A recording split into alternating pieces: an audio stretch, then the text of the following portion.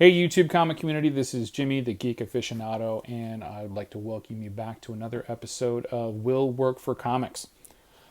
This episode I want to talk about grading comics and the importance of learning this invaluable skill as it pertains to not only just your collecting habits and your ability to identify value and compare the value or the price that a book is being asked for to its apparent grade and what that person has graded it at.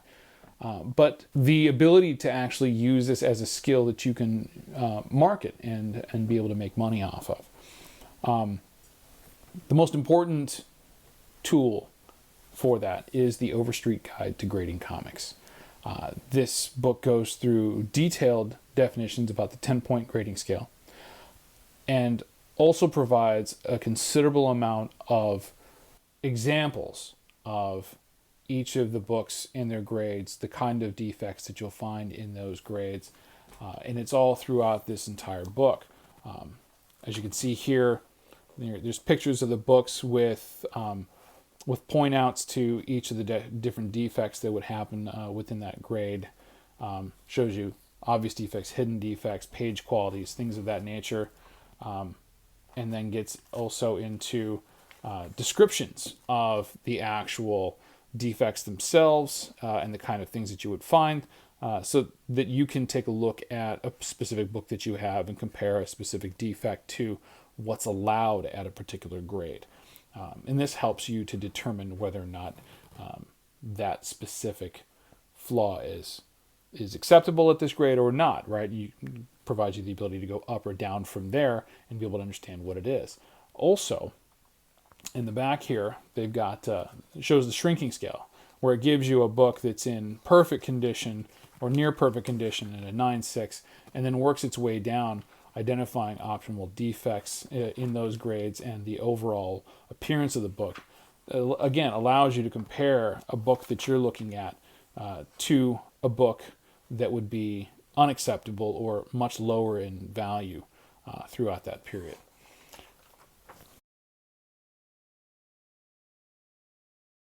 The reason I bring this up, the reason I'm talking about grading as a skill, because it's important not as just a collector, but again, as something that you can market.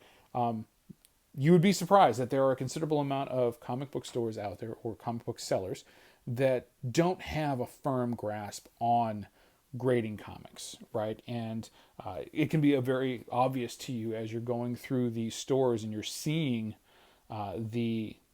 the books being priced kind of all over the place or not optimally, or you might have a good handle on what you think that grade might be, but it's obviously always very important to understand the facts of what the grading actually is. You can back those facts up when you're having that conversation about, or that negotiation about the price and what you're getting. Now, I was able to learn this skill and I was able to provide this to one of my local comic book stores. And since we've entered into a partnership where I provide all of his grading and I charge a fee for the grading that I do for those books. And to me, it's, I'm not looking for cash. I'm looking for, value, right? And if it wasn't for the fact that I'm needed to do this because he gets in silver and bronze and gold and what have you books that he needs to be able to identify the values of them, the optimal grades. He has a considerable clientele that come to him because he does get these books in and because his grades are fair, thanks to me, and his prices are fair because of it. So I've been able to turn this into a marketable skill where I earn money that I can put towards these collections. Another one of the advantages is, since I'm the guy who's actually doing the grading, I'm able to actually cherry pick, the collections, or get first crack at them comparatively, and work out a deal with the owner and get some beautiful pieces for my collection. I recently turned over 3 boxes of books that I had graded that were Silver Age, and worked up a significant credit that I was able to get some books, and that's what I want to show you now is some of the books I was able to get because of this skill that I was able to build. First one here is Journey into Mystery number 103. This is the first appearance of the Enchantress and the Executioner. Like I said, that this he had a significant collection come in that had solid runs of everything, in which included from Journey into Mystery 83 through the whole run. These are just a few of the ones that I wanted to get because I didn't have them, or I needed upgrades. So we have that one. We have Journey into Mystery 112, and this is on my 2020 want list. So we get to mark that one off. So I'm happy about that. Here's a hard to find one. This is Fantastic Four Annual number 12. You'll forgive the Mylar, cover on all the blemishes, but it's a mid-grade. It's got some tears and creases on it, but it looks really presentable. And this is the origin of Doctor Doom. All right, you'll see this one's got some significant defects. This is a really low grade, but it is a Tales to Astonish number 44. This is the first appearance of the Wasp. It's got a spine roll on it here, and it's got a lot of creases and spine tears and such, but still a great looking book. And I now have a copy of the first appearance of the Wasp. Now, not many people know this book. This is Amazing Adult Fantasy number 14. And this is the last book before the first appearance of Spider-Man.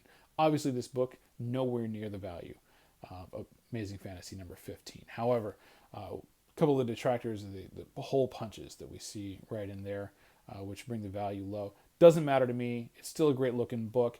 And most importantly, so we got a Stan Lee and Steve Ditko over here, which is really cool. But this book is the prototype of Professor X, which shows a man kind of floating around like he's in,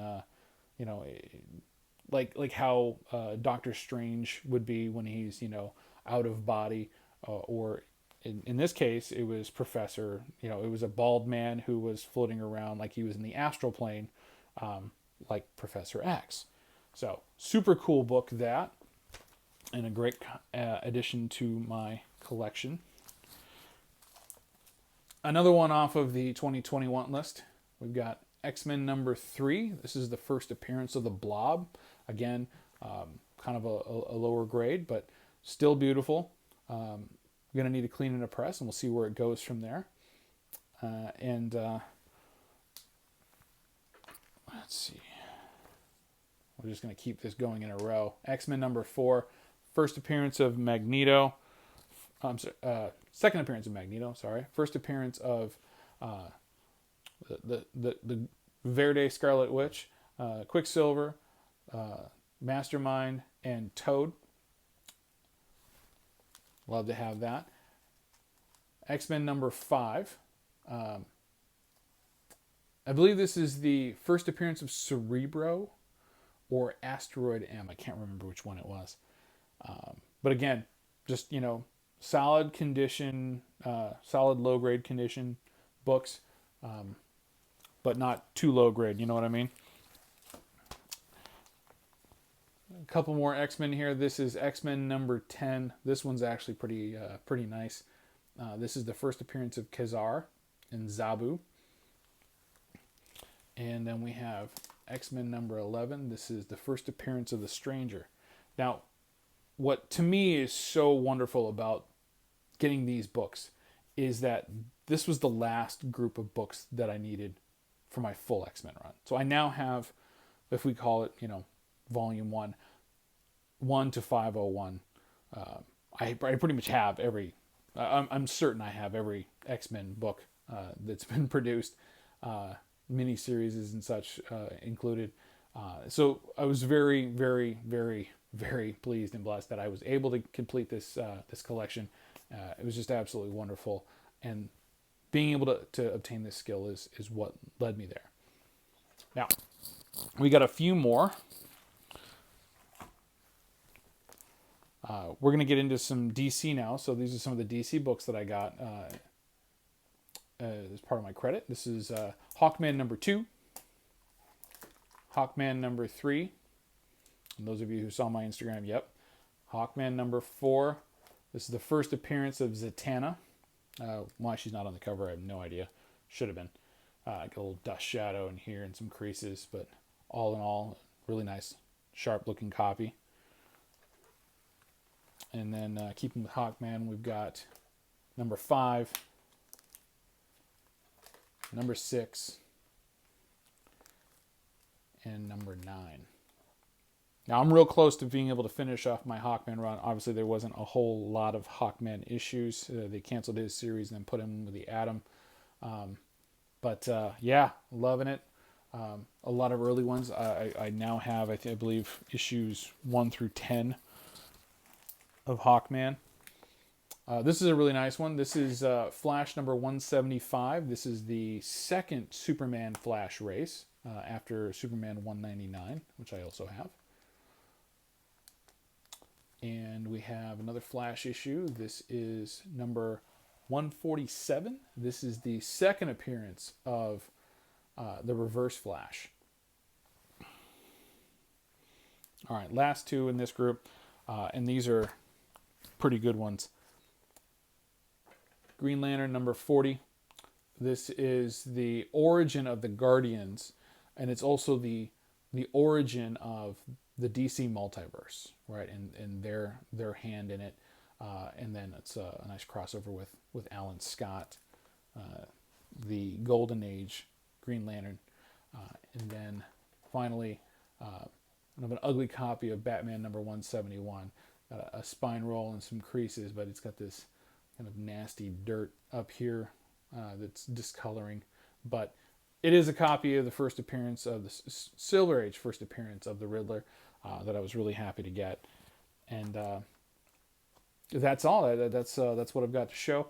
And again, just real important that anybody who's a serious collector has a solid understanding of grading and what the importance of it, and being able to assure that you're paying the right amount for things and the potential to be able to turn that into something that's profitable for you, where you can, work with your local stores and get some books. All right. Well, thanks for watching, everybody. We'll talk to you soon.